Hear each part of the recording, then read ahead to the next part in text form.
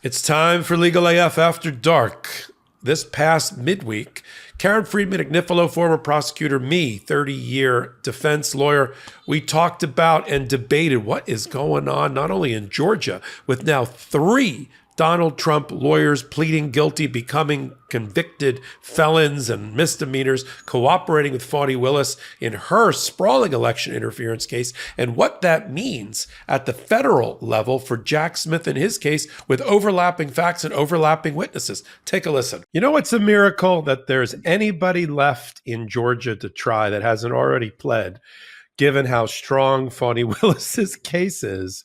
As I said a long time ago, that this was going to be like Sunday morning at International House of Pancakes, flip, flip, flip, flip, flip. And it started with a bail bondsman and little about Coffee County and the break-in of election equipment. And now we've got not 1, not 2, but 3 Trump lawyers at risk of losing their law licenses for a long, long time, who have now told the judge that they are taking a plea deal to confess and to plead guilty to crimes ranging from misdemeanors all the way to felonies, take 5 and 6 years of probation.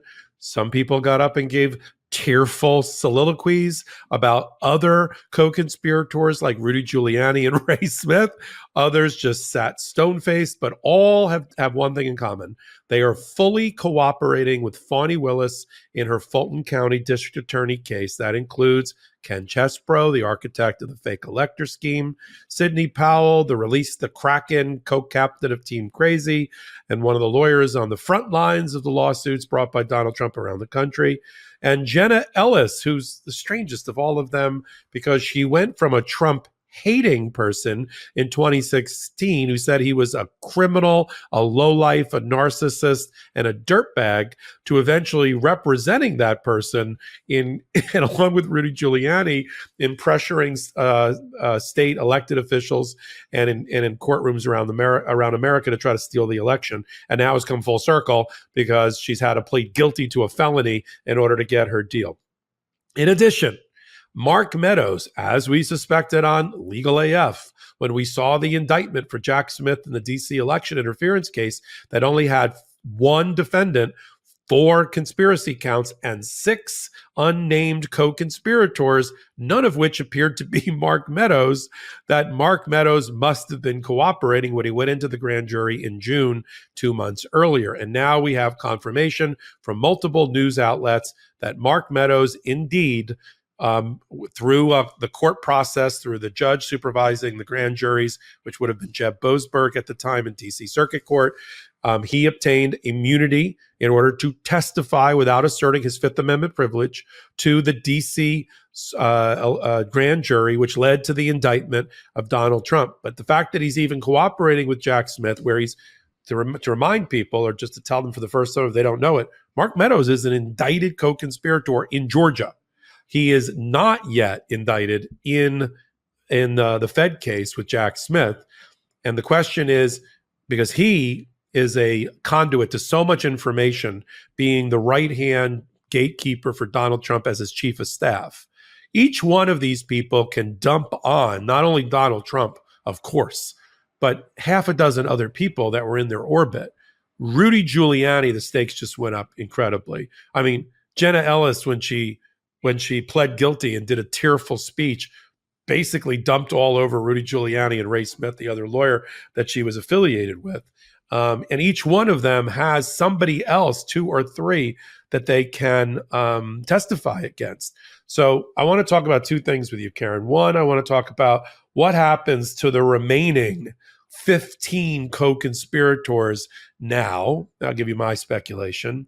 And then what happens in the Jack Smith cases, because he knows that Powell, Chesbro, and Jenna Ellis are willing to take a deal and will take a deal. And now, of course, I'm sure he's been phoning them about his cases. And Mark Meadows, where Fani Willis still has him by the short hairs, but he's at least at limited cooperation with Jack Smith. And what it means for the calculation of Donald Trump, because he wasn't able to control any of these people. He wasn't paying their freight, for instance. Jen Ellis had a GoFundMe page. He wasn't paying their freight for attorneys. He can't control their individual decision making about taking a plea deal. And now I'll leave my part of the segment on this. If I'm the other, there's at least 13 others that should immediately take a plea deal and get the heck out of the way of this moving freight train before they're squashed by it. All of the remaining fake electors, Ray Smith, the lawyer who's not got anything to gain by continuing to fight this thing, Trevion QT, who is the stylist for Kanye West, the white reverend who pressured Ruby Freeman to try to get her to say there was election fraud in Fulton County when there wasn't. The guy that's Willie Floyd III, who's the head of Black Voices for Trump. All of them, Misty Hampton and Kathy Latham from Coffee County, they should all take a deal and get probation. And that would leave the true believers, Trump, Clark, Giuliani, and maybe Eastman. I think Meadows eventually gets a deal. And I think, on your point, and I think you said it earlier, you said it on a hot take that I watched, if you got 4 left, if I'm Fani Willis, I'd love to try the case in one table of Trump, Eastman, Clark, and Giuliani, right? In one, and get rid of the rest. And at the rate they're going, we're doing 3 a week now. By the time and if she goes to the judge next week, which I think she will, and start talking about scheduling the remaining trials now that 5 months of trial time has come off the docket because of all of these resolutions, the judge now has an open docket in 2024. She says it's time to try the remaining people. You're going to hear more flipping. What do you think about who's next in the group? What does this mean for Donald Trump about all these people testifying ultimately against him? And then what does Jack Smith do with this gift that Fani Willis has given him? So it's interesting. I was surprised to read that there's a former federal prosecutor, I think it was Andrew McCarthy, who said that he thought that the fact that all these people are pleading means Fani Willis has a weak case and that her case is flimsy, that this would never have happened in federal court, et cetera. And I was surprised because I view it very differently. To me, this shows that Fani Willis's plan, and this is just, I think, the difference between a state prosecutor and a federal prosecutor. Her as a state prosecutor, her plan is unfolding, I would say, perfectly. And she strategically wanted certain people to testify as witnesses against her. She doesn't need them, but she'd like it. And they were guilty. They were culpable. Yes, they're not as culpable or guilty as Donald Trump, right? He's definitely the most. But you charge them with RICO because they were part of this giant conspiracy group of individuals trying to steal an election through various means. And then you flip them and you make them cooperators. And this is just what state court prosecutors do all the time, and federal prosecutors do too. But I think the issue that McCarthy might be taking an issue with is in federal court, when you cooperate, you have to plead to the whole indictment, you plead to the charge, you admit everything. And Fani Willis is allowing them to not plead guilty to the RICO, but instead to certain charges, right? To certain limited charges. And I think there's several federal prosecutors who are scratching their head. Doesn't that allow a certain cross-examination of those cooperators saying, "Oh, you're lying. You're only saying this to get a sweetheart deal, et cetera." But I guess I disagree. I think this is entirely appropriate. And what Fani Willis has done in each of these pleas, and it's great because we get to see it in real time on television because everything is, unlike federal court and other courts, everything is televised in Georgia. She makes sure that the defendants have to allocute to the facts that that they're going to testify to in general. So, and I thought Jenna Ellis's in particular was so powerful, right? She made, when they allocated her, and in addition to saying, you're guilty because, you're pleading guilty because you're in fact guilty and no one's forcing and threatening you, et cetera, they specifically said, and isn't it true that you were lying when you said that 96,000 mail-in ballots were not counted? were not counted. Yes, that is that. I admit that I lied about that. And isn't it true that you were lying when you said there was no evidence that, and you were lying when you said 2,506 felons voted illegally, and that 66,248 underage people voted illegally? I mean, and they just went through lie by lie by lie. And those are all things that set her up for a great testimony against, it sounds like, Rudy Giuliani in particular and John Eastman. And because she was saying, look, I relied on others. I relied on people more experienced than me. And, she kind of is a little bit not taking responsibility and trying to blame others. But she's very much going to testify as an insider in the room about the lies and why, and who told her to lie, and what was going through everybody's mind. And that's very powerful. And I think that's exactly what Fani Willis you want to do. It gives this insider access, right? And it also very much, because the lawyers are the ones who are flipping, it diffuses the advice of counsel defense, right?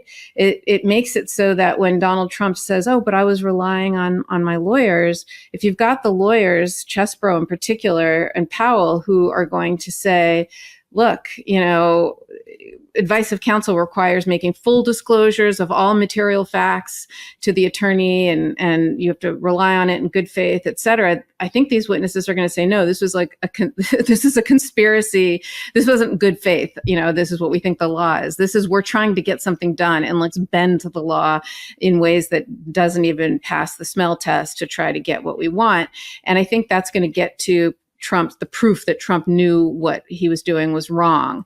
And I think all of this is building up towards that.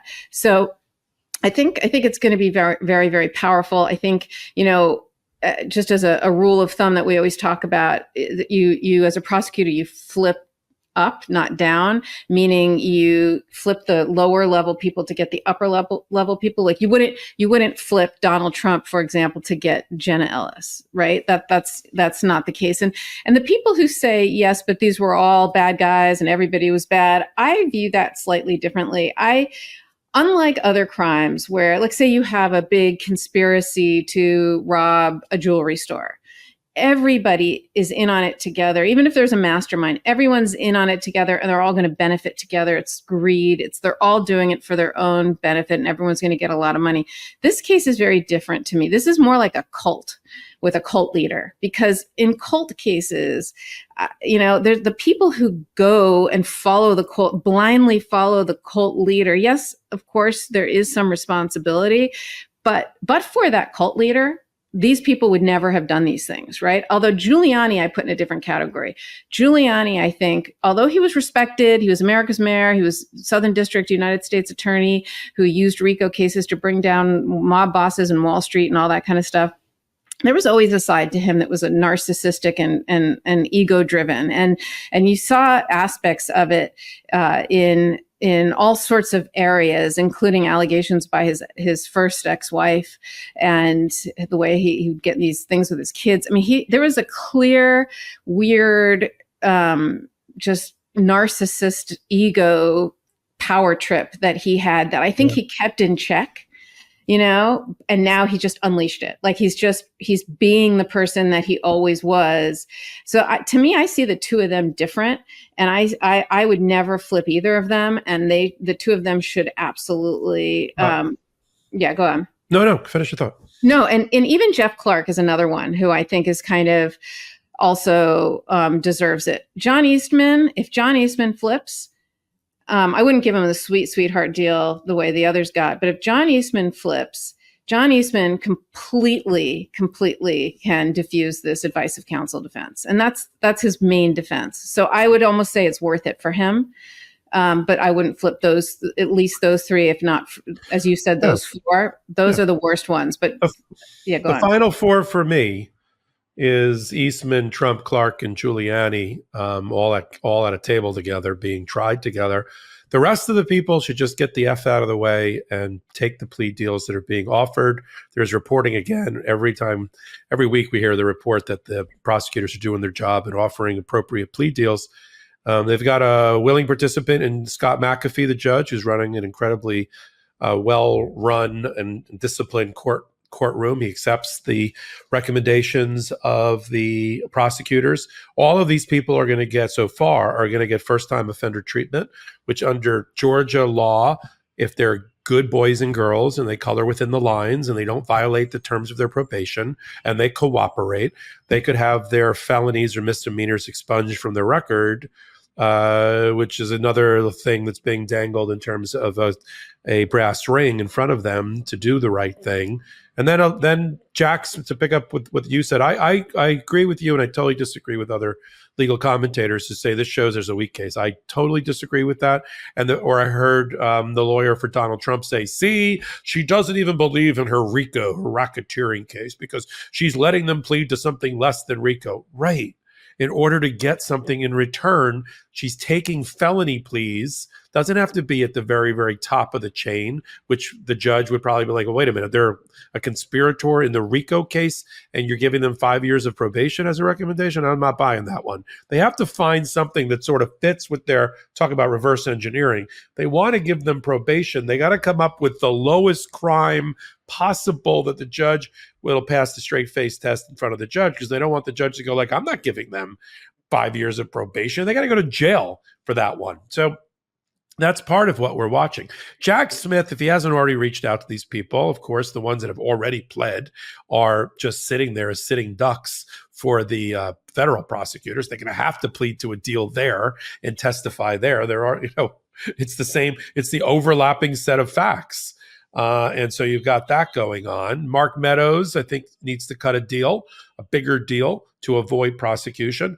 Maybe it'll be in Georgia. It should be in Georgia first, because that's where he's still he's been indicted, and not in the other places. And I think the rest of the people, from Misty Hampton to Kathy Latham, to Black Voices for Trump, to the stylist for Kanye, they need to clear out and cut their deal and get out of the way and let the case be against the four here, as you said, Karen, flipping up, if you will, and get them to testify and give all their knowledge and all their facts and all their documents and get the F out of the way. But I think it's the opposite. It shows a very strong case, and the fact that she's using it as she has before. She tried a 30-person RICO fraud case against the school board in Atlanta. By the time she went to trial, 2/3 had taken deals. And then she only tried it against and got a conviction against a very small subset of them. So, and again, one last comment from me. I don't care what commentary is out there. It's a terrible set of facts and reality for Donald Trump that his former lawyers, and these people in particular, have pled guilty. And Rudy Giuliani, if he doesn't come in and plead, he's going to go down, like you said, he should go down with Donald Trump. I think she'll take a deal if she got the big kahuna, Rudy Giuliani, to testify against Donald Trump. She's got to take that deal. I think she's got to take that deal. I don't know. He's too crazy. He is, but I think he's not credible. I mean, I think he's fatally not credible, and I think I don't know. Who knows? Well, but you have to make the proffer first of what he would say, and then based on that proffer. But what were you going to say? Then we'll move on to Eugene Carroll. Yeah, Meadows. I mean, yeah. I want to just comment on the Meadows situation, and what does this mean for Meadows in Georgia? The fact that now we know he has immunity federally, right? How does that work in Georgia? And people might be wondering, like, is there a double jeopardy issue? Is there a reason that the immunity would cover the Georgia case as well? And, it's interesting because the Mark Meadows case, we always were saying, as you said, it never made sense that he wasn't an unindicted co-conspirator, but now it does make sense. It's clear he was given immunity and he testified in the grand jury and he's cooperating. But the reason I still wasn't sure about that and that it made sense is because why wouldn't he have also negotiated that immunity with Fani Willis? Why would you leave yourself open to being vulnerable and to be prosecuted down there. And it just, I couldn't figure it out. And I'm still trying to figure out what he has up his sleeve, what his lawyer has up his sleeve, because he's got good lawyers. Well, we keep saying that, but he's lost everything so far that he's tried. I know Terwilliger's a good lawyer, but they lost the removal issue.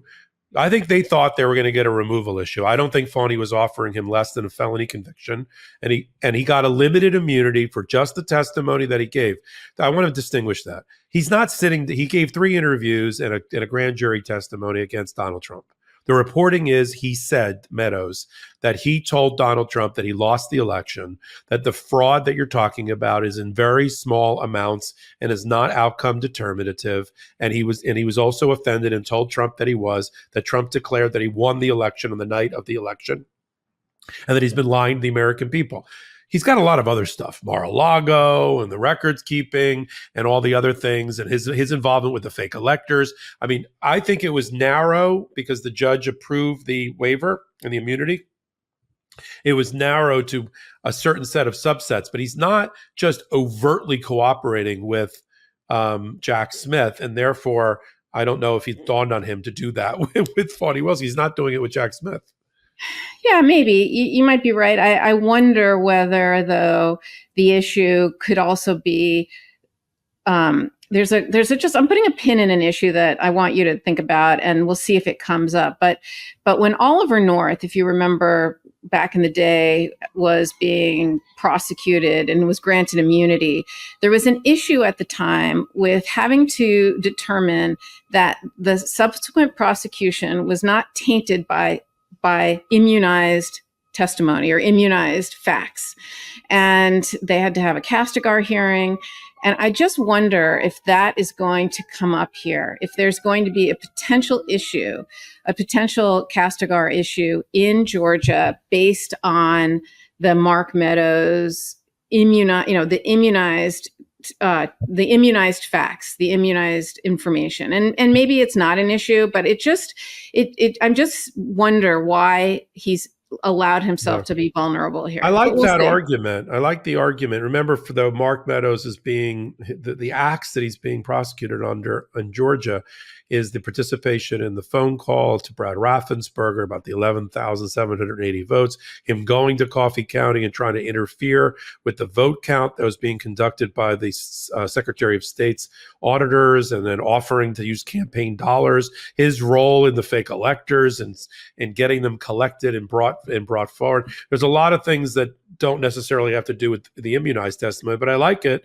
I think we need to follow it closer, and we may not get this stuff revealed. But there is a disconnect, the mismatch, I agree with you, between what's going on in Georgia and what's going on here. Why is he indicted in Georgia, and why is he at least limitedly cooperating with Jack Smith? And how do those two things? And listen, we'll try to put it together, explode it and put it together with you as we get more details. And the next thing, and then of course, just really quick, Donald Trump does on his Truth Social, he goes after Mark Meadows again, and he talks about, he's literally these gag orders, even though there's a stay in the gag order right now that Judge Chutkan ordered while they appeal it.